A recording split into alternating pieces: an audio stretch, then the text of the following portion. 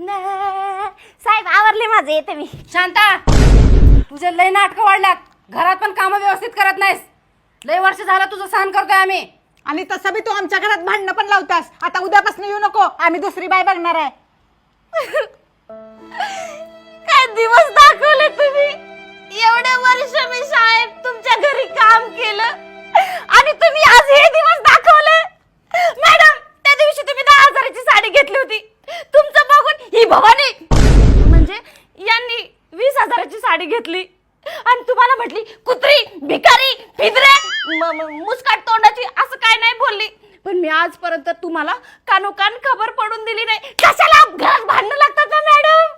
आणि हे साहेब यांचं त्या शेजारच्या बाईसोबत लफडं चालू आहे. 6 महिने झाले त्याला.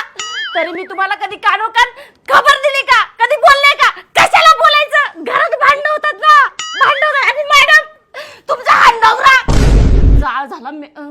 दररोज काय दारू पिऊन येतो का? कधी विचारलं का? विचारलं ह्या माणसाला दररोज का दारू पितो?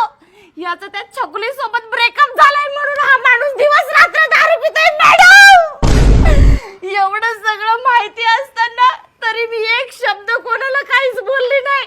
कशाला बोलायचं? लोकांचा संसार कशाला तोडायचं? मला ती सवय नाही मॅडम, मला ती सवय नाही. आजपासून मी नाही येणार तुमच्या घरी कामाला.